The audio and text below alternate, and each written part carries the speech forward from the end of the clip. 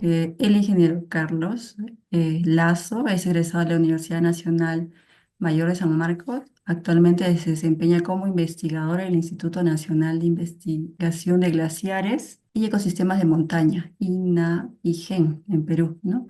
Enfocado en estudios de ecohidrológicos y de ornitología. Además, es autor de varios artículos científicos y del libro Aves de la Microcuenca Piuray, Cusco, contribuyendo así activamente al conocimiento sobre la biodiversidad y dinámica ambiental en las zonas altoandinas. Carlos, te doy pase.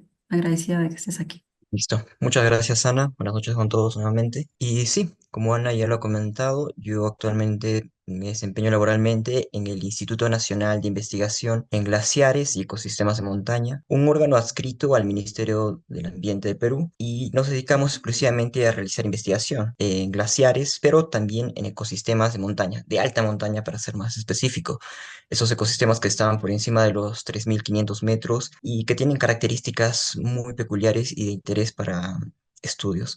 Y bueno, uno de estos ecosistemas de gran importancia que tenemos en los Altos Andes del Perú son los humedales. Como ya Isidora lo ha mencionado anteriormente y estuvo trabajando, imagino también en humedales de la costa, que tienen características ambientales muy particulares, los humedales andinos también son lugares, son ecosistemas que realmente representan un espacio vital para la conservación de muchas especies, sobre todo de aves. Son pocos los lugares, como los humedales altoandinos, que pueden albergar tanta riqueza de especies, no solo de aves, sino de flora y de otro tipo de fauna, ya que en los Andes semiáridos, al menos en el Perú, imagino que en la parte de Chile también, son como espacios semiáridos, con dos temporadas muy marcadas, donde la diversidad suele concentrarse en espacios muy reducidos y en altitudes muy elevadas. Son los humedales los que albergan, por lo cual son considerados como oasis ecológicos sobre una matriz terrestre que serían pues los Andes. Así que, dada la importancia de estos lugares, nosotros quisimos evaluar uno a manera de un lugar representativo para poder modelar la distribución de las aves acuáticas de este lugar, basándonos en enfoques ambientales, en factores ambientales muy específicos, de tal forma que podamos identificar lugares claves para la conservación de estos sitios tan importantes. Bueno, para contextualizar un poco esta investigación, esta se desarrolló en la región de Cusco, en la provincia de Urubamba, en el distrito de Chincheros, en pleno Valle Sagrado de los Incas, específicamente en la microcuenca Piuray. La microcuenca Piuray es un ecosistema altoandino que tiene en su parte más baja la laguna Piuray a los 3.700 metros sobre el nivel del mar, y en su parte más alta la cabecera de Cuenca, que está sobre los 4.550 metros, que es justamente esta cabecera la que da origen a este humedal, que es la laguna Piuray, a través de la infiltración del agua que viene principalmente de la lluvia. La laguna Piuray es un humedal altoandino de gran importancia para la ciudad de Cusco en muchos aspectos, ya que es de aquí de donde se obtiene más del 30% del agua que consume la ciudad de Cusco.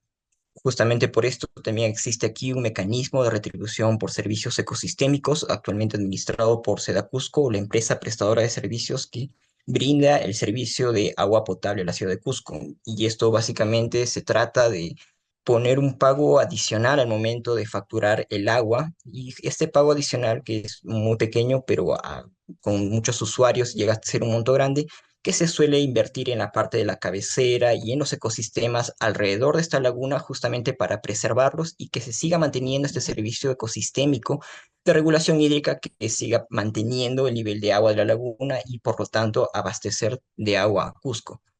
No obstante, si bien tiene una importancia hidrológica este lugar, también tiene una gran riqueza de especies de aves, un aspecto que no solía ser muy conocido por parte, sobre todo, de la población local y por Cusco en general, con excepción, claro, de algunos expertos en el campo de la ornitología o de observadores de aves que sí tenían conocimiento de que este lugar tenía una riqueza muy importante, aunque aún no era suficientemente difundida. Para que nosotros podamos tener una buena idea de cuántas aves existían en este humedal y sobre todo centrándonos en las aves acuáticas, ya que estamos hablando de un ecosistema acuático, hicimos un trabajo de investigación que constaba de dividir el área de toda la laguna, una laguna bastante grande, por cierto, en cuatro zonas de estudio diferenciadas que tenían características ambientales diferentes.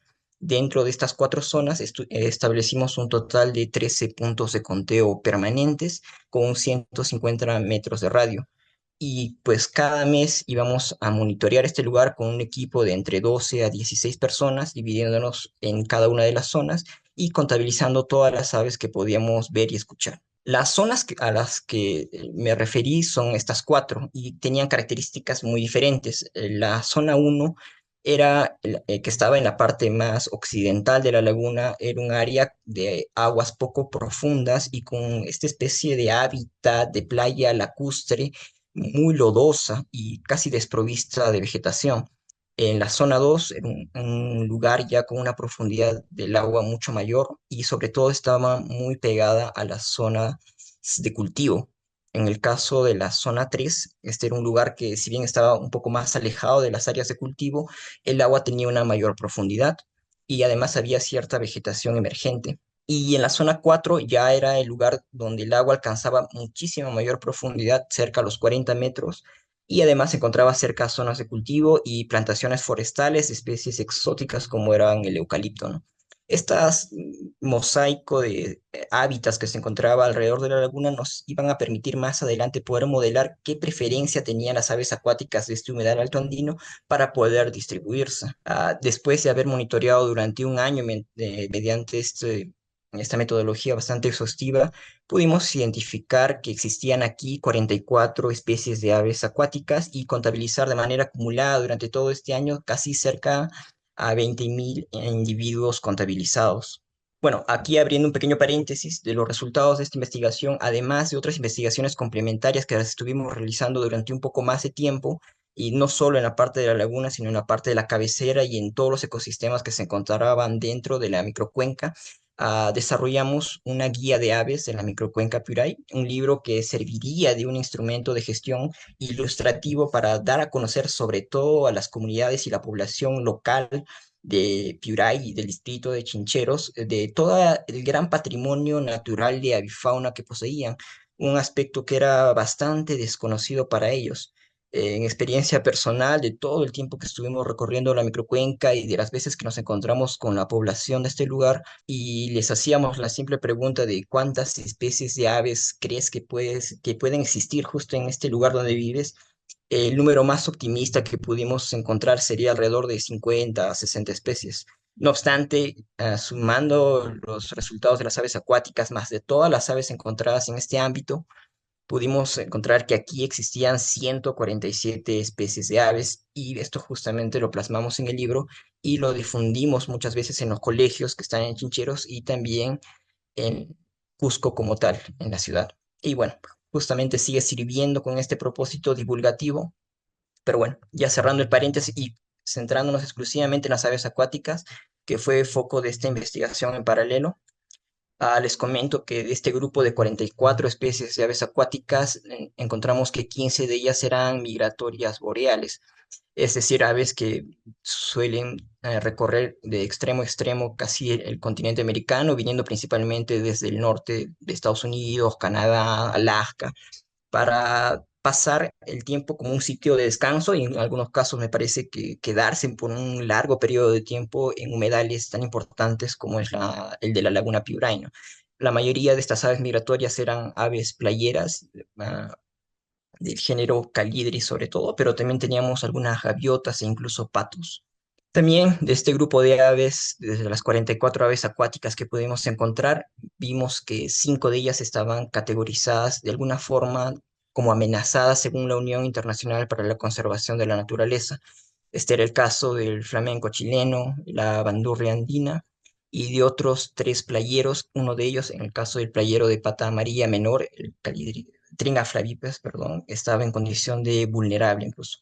Y es justamente por esta evaluación preliminar que encontramos que del grupo de aves que evaluamos, que las aves acuáticas, principalmente las aves playeras, y que estaban amenazadas y que eran migratorias, es que era importante enfocarnos en ellas para justamente modelar su distribución y poder encontrar estos lugares claves para su conservación de este humedal altoandino y que sea representativo para los humedales altoandinos que se encuentran en la región de Cusco y del sur del Perú de manera más general, ¿no? Puesto que todos estos comparten características geográficas y ambientales muy semejantes. Ahora, ya yendo a algunos de los resultados que encontramos de esta primera evaluación, podemos ver en el aspecto de la riqueza que la mayor concentración de número de especies se estaba en la zona uno, que era justamente este lugar con aguas poco profundas y con este hábitat de playa lacustre muy lodosa y casi desprovista de vegetación. De la misma forma con este mismo patrón era respecto a la abundancia. La mayor concentración de las aves acuáticas a nivel de individuos estaba en la zona uno también, que correspondía a la parte occidental de la laguna. Respecto a la diversidad, en un índice de Shannon, esta se mantuvo muy constante entre todas las zonas, esto evaluándolo un poco más a profundidad. Consideramos que se debe principalmente a la presencia de la gallareta andina fulicardesiaca, ya que esta especie, como única especie, era muchísimo, muy abundante. Podíamos contar cerca de 1.000 individuos en cada censo, ¿no? Y esto justamente producía este sesgo cuando tú quieres calcular la diversidad, ¿no? Por lo cual se mantenía constante entre todas las zonas estudiadas. Ya siendo un poco más específicos para realizar este análisis, no solo a nivel de la comunidad, sino llegando a nivel de familias, pudimos ver que habían 11 familias que albergaban a estas 44 especies de aves acuáticas y en el análisis multitemporal, considerando dos temporadas, una seca y una húmeda, en este humedal, pudimos apreciar que también se mantiene esta cierta tendencia de la preferencia de las familias por la zona uno, como es el caso de los patos, de los flamencos, zambullidores. Además que con este análisis pudimos encontrar ciertos movimientos como migratorios interesantes, como en el caso de los flamencos que estuvieron presentes principalmente durante la temporada seca, o de los cormoranes que por el contrario estuvieron presentes en mayor abundancia durante la temporada húmeda. Ahora bien, ya para conseguir nuestro objetivo principal de poder modelar adecuadamente la distribución de este grupo de aves acuáticas, primero tratamos de pasar de datos puntuales de observación, es decir, de todos los 13 puntos de conteo, a datos espacialmente continuos. Para lograr esto, nosotros aplicamos un modelo de interpolación ponderada por distancia inversa y W por sus siglas en inglés, que básicamente hace un modelo en base a los puntos más cercanos, es decir, si en el punto de conteo número uno habían 100 especies y en el punto de conteo número 2, que es el que estaba más cercano, habían 50, en promedio entre ambos puntos debería haber aproximadamente 75 especies. Esto es una forma muy sencilla de entenderlo, es matemáticamente un poquito más complejo, ya que toma en cuenta no solo el punto más cercano, sino todos los puntos, incluso los más lejanos. Y de esta forma pasamos de los datos puntuales a datos continuos en raster para todas las familias de las aves acuáticas e incluso de la comunidad de aves acuáticas. Ahora, para poder ya incluir dentro de este modelo los factores ambientales, consideramos dos que son de los más importantes para poder entender la distribución de las aves acuáticas, que es primero la profundidad del agua, el cual obtuvimos a través de un estudio batimétrico que se realizó en la Laguna Piuray, desarrollado por la Autoridad Nacional del Agua, que nos proporcionó esta especie de modelo digital de elevación de la laguna, y mostrándonos cuáles eran las partes más profundas de esta laguna y las menos profundas. Y también incluimos la variable de la producción primaria de la laguna a través de un índice de clorofila que obtuvimos mediante el análisis de imágenes satelitales, principalmente del satélite Landsat, para dos temporadas, la temporada húmeda y la temporada seca. Y aquí podemos detectar cuáles eran los lugares donde estaba la mayor concentración de la producción primaria y que suele ser muy importante para justamente aquellas aves acuáticas que se alimentan casi exclusivamente de vegetación submarina. Ahora bien, utilizando esas dos variables, la de la profundidad y de la producción primaria como variables explicativas de la distribución de las aves acuáticas y como variable respuesta, la distribución de las aves que nosotros obtuvimos mediante los puntos de conteo ya pasados a datos espaciales, utilizamos un modelo aditivo generalizado que básicamente funciona para captar estas relaciones no lineales que se tienen entre las variables explicativas y la variable respuesta, para darnos un modelo mucho más específico de dónde están concentrados la mayor abundancia de las aves. Estos dos mapas corresponden al nivel de comunidad de las 44 especies de aves acuáticas y de sus 11 familias, y podemos apreciar que en los puntos más verdes es donde se concentran la mayor abundancia de las aves acuáticas, que corresponde a la parte occidental de la laguna y a ciertos puntos en la parte sur de la laguna, y muy semejante para ambas temporadas. Estos dos espacios son justamente los que tienen aguas muy poco profundas y además valores de clorofila no tan altos ni tampoco muy bajos, como se puede mostrar en este gráfico de la parte inferior derecha, donde se ve las relaciones no lineales de estas dos variables frente a la abundancia de las aves. Y podemos apreciar que las aves prefieren profundidades que sean inferiores a los 10 metros, ahí es donde se concentra la mayor cantidad, y valores de clorofila entre los 0,15 y los 0,25 del índice I543 que utilizamos para esta investigación.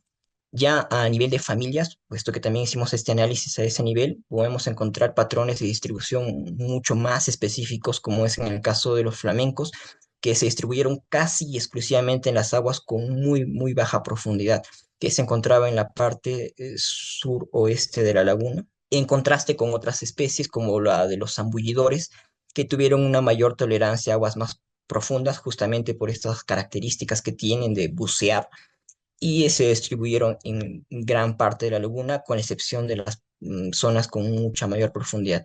Las gaviotas también mostraron un patrón semejante al de los flamencos, de la misma forma las cigüeñuelas, y en el caso de algunos playeros mostraron en la temporada húmeda una tendencia preferible por las zonas de menor profundidad, pero durante la temporada seca sí se expandieron por gran parte de toda la laguna. Este es un gráfico que muestra las relaciones no lineales tanto de la temporada seca como de la temporada húmeda para ambas variables. Y aquí podemos ver un patrón muy semejante en casi todas las familias evaluadas, con la excepción de la familia Pteristichiornithidae, que es justamente correspondiente a la de las bandurrias y de los íbices, que al parecer, y justamente por las mismas características biológicas que tienen, no tienden a estar muy influenciados por estas dos variables. Podemos apreciar que en caso de la profundidad es una línea muy horizontal, casi no está asociada con la profundidad, y en el caso de la clorofila, muy semejante. Estas aves, en la experiencia que tuvimos en campo, más que estar distribuidas por la profundidad o por la clorofila, estaban distribuidas por las zonas de cultivo, que es lo que podemos apreciar preliminarmente, ¿no? Y escapa un poco al modelo que nosotros planteamos en esta investigación. Aquí tenemos una evaluación estadística de la devianza explicada de cada una de las familias y podemos apreciar que casi en promedio tenemos un 40% de la explicación de la distribución de estas aves acuáticas, lo que ya nos da a entender que existen otros factores ambientales que también estarían implicados en la distribución de estas aves, como podría ser la presencia perturbaciones antrópicas, áreas de cultivo, puertos que recién se estuvieron abriendo en la laguna, así como otros factores que sí sería interesante incluir en este modelo, aunque no los teníamos a la mano al momento de realizarlo, y sería un tema muy interesante de investigación para futuras evaluaciones de este lugar. Finalmente, podríamos concluir que en los humedales altoandinos con características como el de la Laguna Piuray, que suele ser representativa de estos, los lugares que tengan poca profundidad del agua, con un índice de clorofila considerablemente alto y que tengan sobre todo este hábitat de playa lacustre muy lodosa, son muy importantes para la conservación de las aves acuáticas en general. Claro, con excepción de la familia Pteristichiornithidae, que no tiene una preferencia muy específica sobre estas dos variables. Y si es que se pueden tener esfuerzos de conservación que son muy limitados en realidad en el caso de los Andes, sobre estos humedales deberían centrarse justamente en estas áreas que cumplan con estas características. Finalmente, esto es parte de una investigación que actualmente se encuentra en proceso de publicación en la revista Plus One, pero el preprint ya está disponible en las plataformas de ResearchGate y bioRxU, donde pueden acceder a mucho más detalle en esta investigación. Eso sería todo por mi parte y no puedo evitar agradecer al Círculo de Investigación de Ornitología de la Universidad Nacional Agraria La Molina y al Centro de Investigación Vertebrate de la Universidad San Antonio Abad del Cusco, que colaboraron con voluntarios para realizar este monitoreo tan exhaustivo de aves que se tuvo durante todo un año.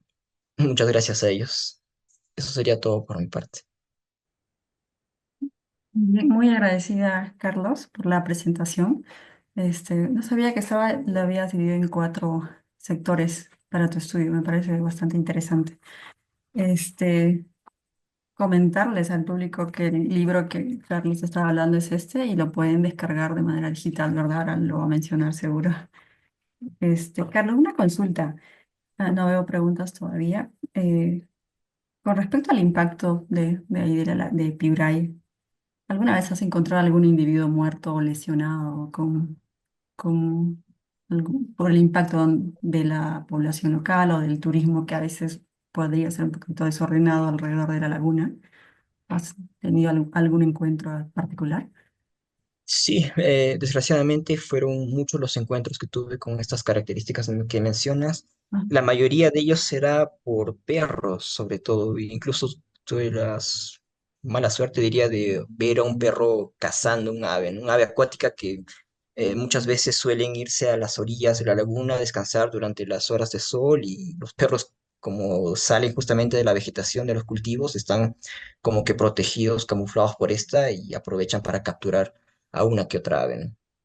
Era bastante usual, también me resultó triste ver que en algunos casos eran aves cazadas por los mismos seres humanos y que luego como que las ponían en una estaca o algo parecido, y creo que es por una creencia que se tiene en estos lugares de que va a evitar que el ave se acerque a sus cultivos, ya que hay algunas especies como las guayatas, Oryzochia melanopterus, que suelen ir hacia sus cultivos y comerse las hojas frescas. Y es algo que los agricultores no prefieren y justamente los matan, los espantan y ponen un cadáver del ave en frente de sus cultivos, que a su entender los va a espantar, no es un amedrentamiento para las aves.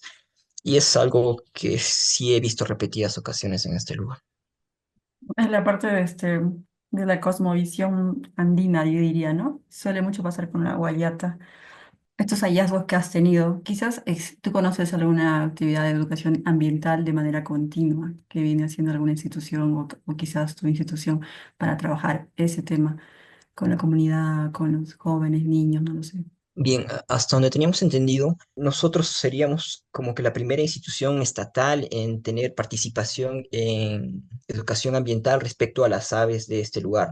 Hicimos la socialización de ese libro, lo llevamos al colegio de Chincheros, que está muy cerca de la laguna, lo difundimos con los niños, les obsequiamos libros a todos los niños y me alegra bastante saber que tuvo una muy buena recepción por parte, sobre todo de los niños en realidad, que posterior a la socialización que nosotros hicimos del libro, ellos armaron un pequeño proyecto, salieron a marchar, imprimieron un póster de todas las aves que estaban en los libros, salieron a contarles a sus papás, a los adultos qué aves tenían ahí.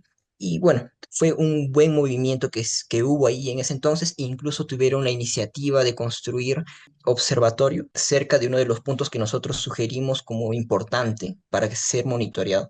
Así que eso es lo último que me pude enterar. Ya estuve trabajando en otros ámbitos, así que no estuve dándole tanto seguimiento como quizás debería, pero esa fue la principal recepción que vi que se hubo de manera positiva, ¿no? Principalmente nosotros también como equipo de Women Bearers vamos eventualmente a esta laguna. Es un lugar, como lo has mencionado, bastante rico en biodiversidad, cercano, bastante seguro. Claro. Hay unas cosas que siempre mejorar, ¿no? Con la comunidad en general, en varias partes que contemplan estos cuerpos de agua. Voy a darle paso a Lisette Carito, que está levantando la mano. Carito, adelante, ¿tienes una pregunta? Sí, buenas noches. Buenas noches, Carlos. Gracias por la presentación. Excelente presentación. Y tengo una pregunta respecto al tema de la clorofila E. No me quedó claro qué tanto se influenciaba en el tema de la riqueza de las especies o de composición que se ha encontrado, pero sí mencionaste eso en el tema al final, ¿no? Que lo que más influía era como que la zona, no era solo como que de proteger humedales serían como que humedales que tengan una baja profundidad, ¿no? Y respecto a eso también, aparte de la clorofila que mencionaste, preguntarte si es que evaluaron algunos otros parámetros o si tienen pensado evaluar como parámetros físico-químicos del agua y capaz que esto tenga que ver alguna relación con las aves. Claro, para el tema de la clorofila, como mencioné en la presentación, se calculó de manera indirecta.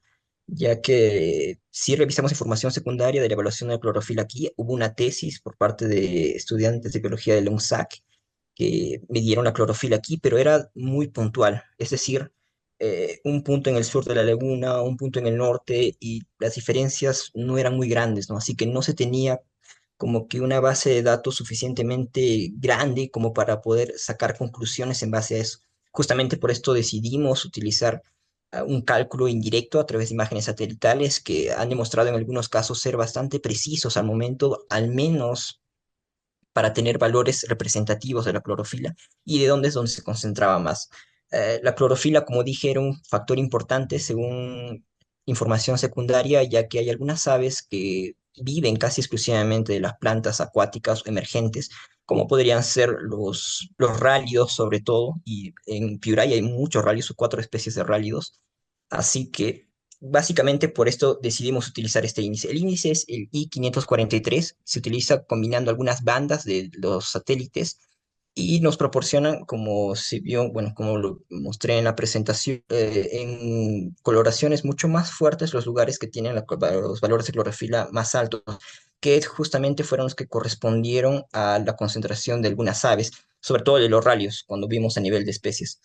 Y bueno, si nosotros podemos, bueno, evaluamos cuál de las dos variables que utilizamos fue la que tuvo mayor relevancia al momento de explicar el modelo, fue la profundidad, seguido obviamente de la clorofila, ya que solo utilizamos dos variables, pero el valor que proporcionaba la clorofila era justamente para poder modelar mejor aquellas especies que dependían de la vegetación. Hay otras que casi es indiferente este aspecto, pero para poder entenderlas mejor, ya que era un gran número, o sea, si podemos decir que en Piuray existen 11 familias y están distribuidas en, no sé, en 2.000 especies, mil de esas individuos, perdón, son rálidos. Así que para nosotros era importante modelar a los rálidos y justamente por eso incluimos esta variable. También teníamos pensado incluir otras variables físico-químicas como, no sé, la demanda biológica de oxígeno de la laguna u otros parámetros químicos, pero no es algo que resulte fácil de medir y sobre todo para poder tener un valor como para toda la laguna, ¿no? Así sea en una resolución de 10 metros, que fue la que nosotros utilizamos,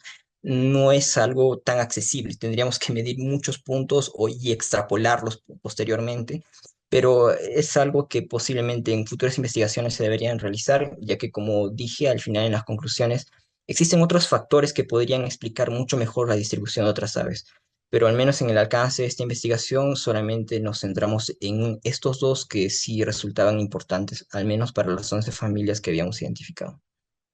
Muchas gracias por tu respuesta, Carlos. Solo una última consulta.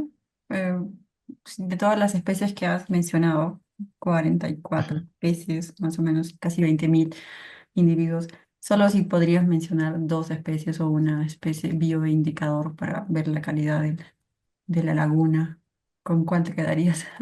Bueno, nosotros no lo evaluamos al punto de bioindicador, pero Ujú. si me lo preguntas de manera empírica, en base a lo que nosotros hemos estado viendo, podríamos decir que hay bioindicadores positivos y negativos.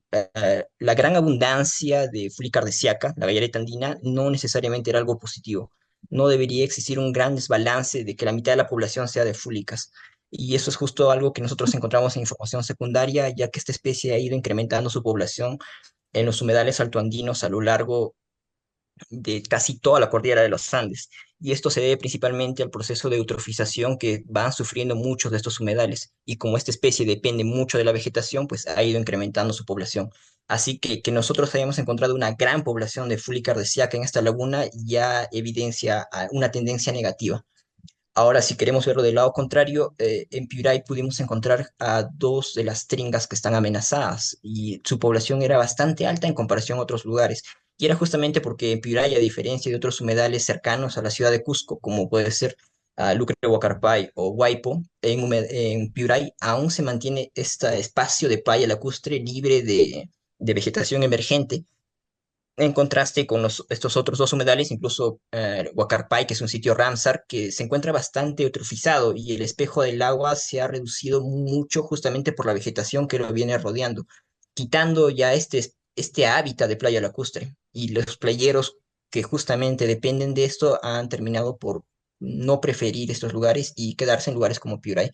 Así que, que aún existan las tringas ahí, que sean abundantes es un valor positivo y sobre todo, justo me viene a la mente, otra de las especies son los zambullidores, el Podiceps occipitalis y el Roland, son dos especies de zambullidores que casi no, que ya prácticamente no podemos encontrar en el sitio Ramsar que está cercano, que es Lucre Huacarpay. Ahí ya no están y solamente lo podemos encontrar con una muy buena abundancia en Piuraino. Y eso también es un indicador bastante notable de que el ecosistema de Piuray aún se encuentra suficientemente bien conservado como para poder permitir la presencia de estas especies. Perfecto, mira, no sabía, el Slate Colored Cut, ¿no? Esa es la especie más abundante. No sabía ese dato. Bueno, muchas gracias, Carlos. No hay ninguna pregunta más ni micro abierto. Quiero agradecer a la primera ponente, Isidora Santander, por la presentación y a Carlos Lazo, también excelente presentación. Y solo agradecer al público que ha estado presente esta noche y nos vemos pronto. Esta charla va a estar en nuestro canal de YouTube en unos días. Se les va a hacer de conocimiento. Muchísimas gracias a todos y hasta una nueva oportunidad.